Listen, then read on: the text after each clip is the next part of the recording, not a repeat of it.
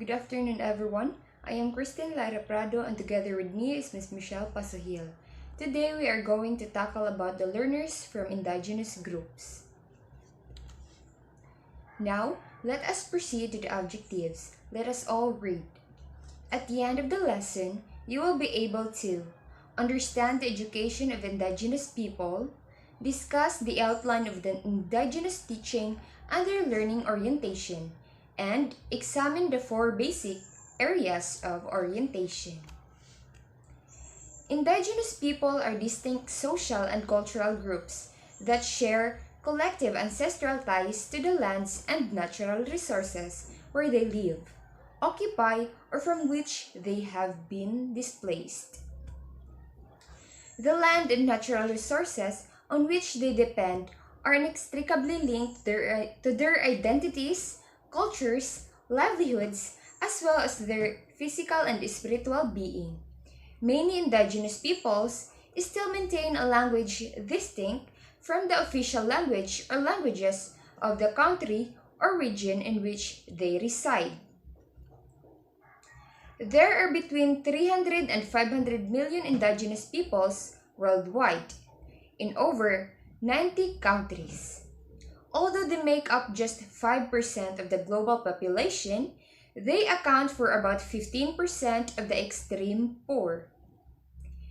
Indigenous people's life expectancy is up to 20 years lower than the life expectancy of non-indigenous people.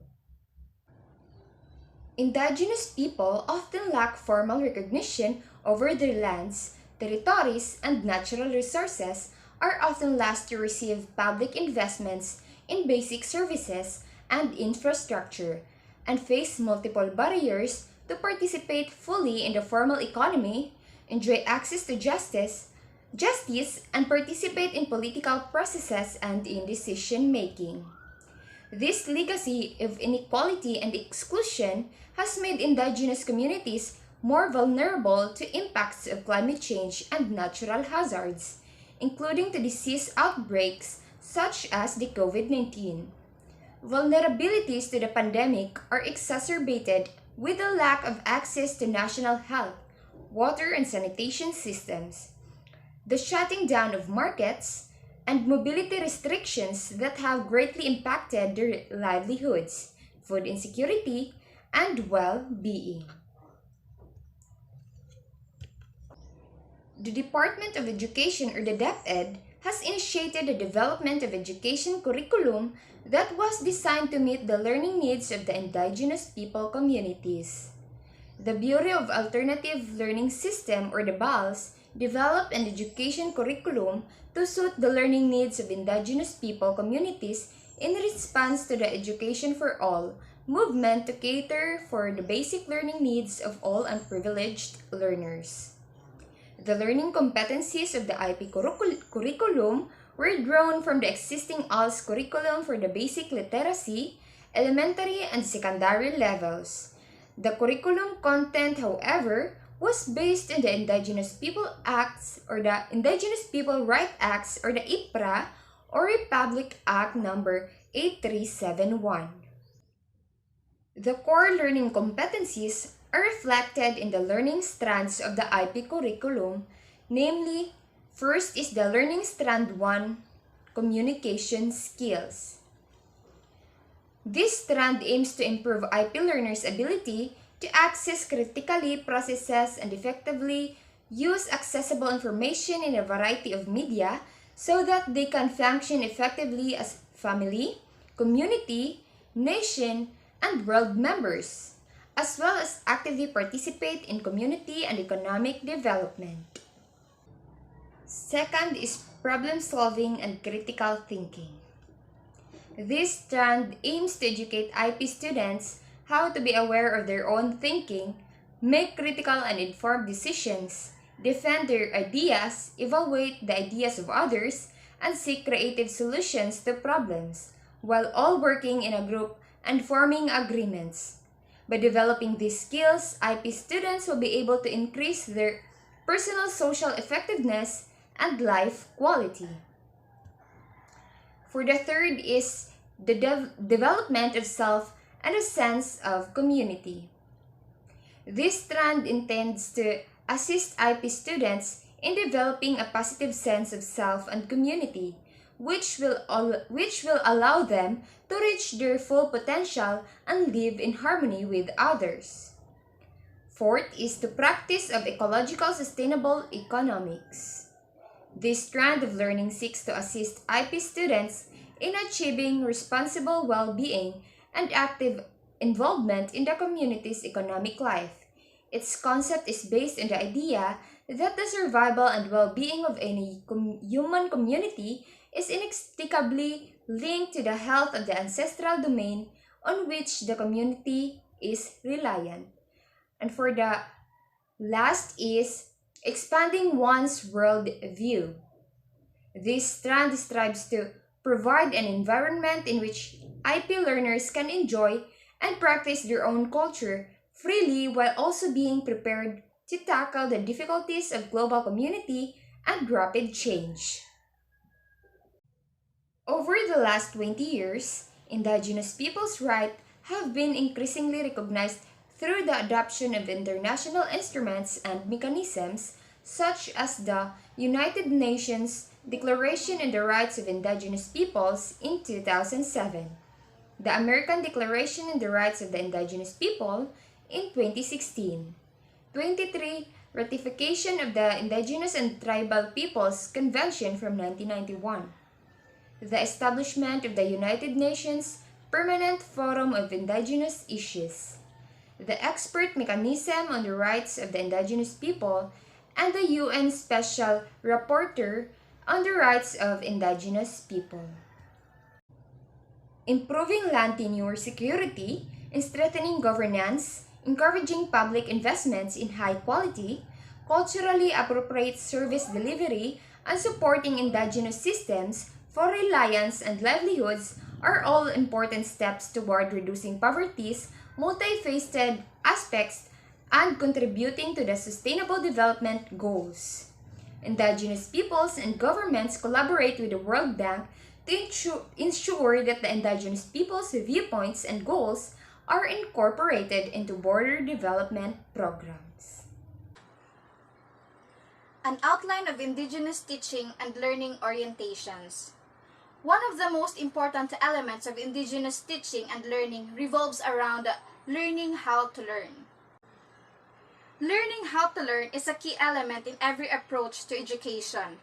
Therefore, the cultivation of the human capacities, listening, observing, experiencing with all one's senses, developing intuitive understanding, and respecting time-tested traditions of learning naturally form the basis of skills used in every process of Indigenous learning and teaching. Native American people in both North and South America develop a variety of approaches to teaching and learning. These approaches range from loosely organized informal contexts in hunter-gatherer tribes to formally organized academies of the Aztecs, Maya, Inca, and other groups of Mexico, Central, and South America. Whatever the approach, there was a continuum of education in tribal American societies that involved an array of ritual or initiatory practices closely following the human phases of maturation and development. In each phase of this continuum, an important aspect of learning how to learn was internalized. Learning how to learn in tribal societies unfolded around the following four basic areas of orientation. First, the attention to practical needs of the tribal society, which systematically addressed learning related to physical, social, psychological, and spiritual needs of tribal members. The most important of these were learning how to survive in the natural environment and learning how to be a productive member of the tribal society. Second, the teaching of individuals in individual ways when they show the readiness or express the willingness to learn. The emphasis was on allowing for the uniqueness of individual learning styles and encouraging the development of self-reliance and the self-determination. Third, the application of special intellectual, ritual, psychological, and spiritual teaching tools that facilitated deep levels of learning and understanding. Indigenous teaching was predicated on the three basic criteria: flexibility, viability, and the effectiveness. And lastly, the honoring and facilitating of the psychological and transformational process of flowering or opening to self-knowledge and the natural capacities of learning. This was usually accomplished by helping individuals overcome their self-generated impediments to learning.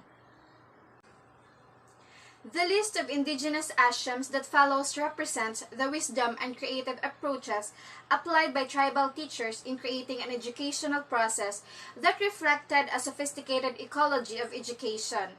Indigenous education allowed for a diversity and sophisticated teaching tools that the few modern educational approaches are able to duplicate in breadth and creativity.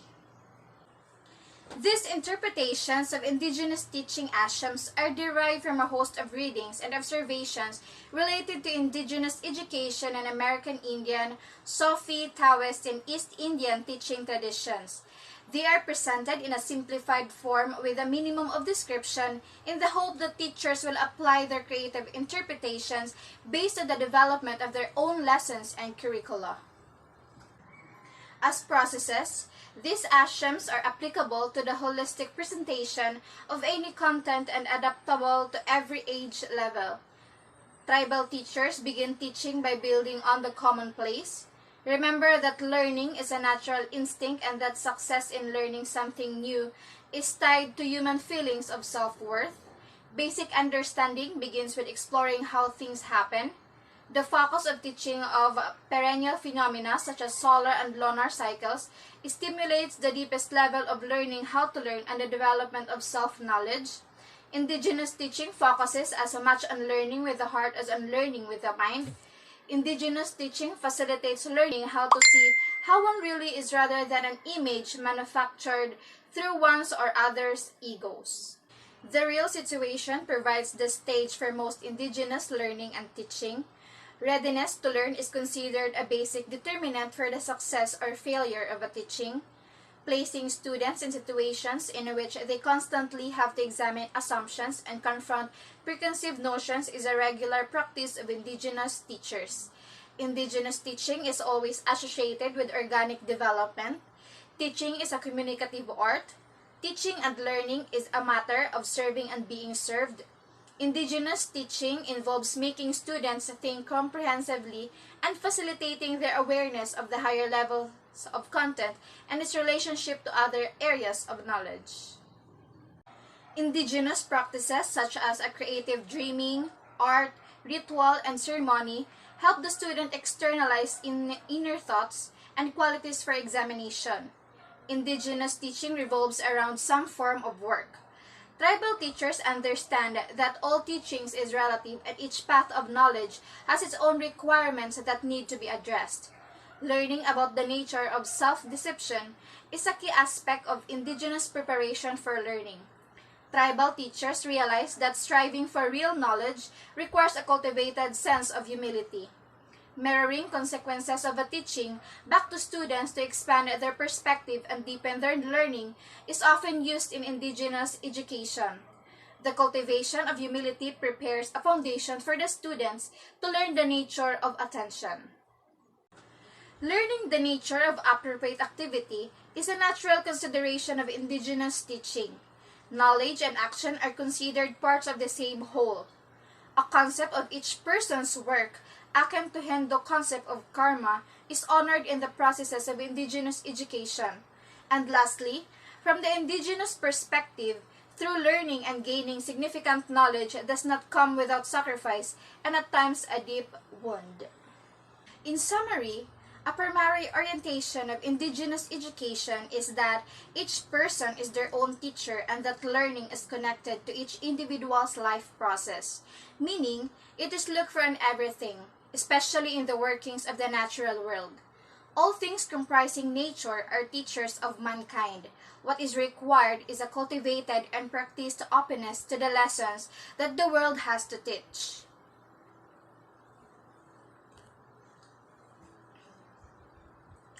Individuals are enabled to reach completeness by learning how to trust their natural instincts, to listen, to look, to create, to reflect, and see things deeply, to understand and apply their intuitive intelligence, and to recognize and honor the teacher of spirit within themselves and the natural world.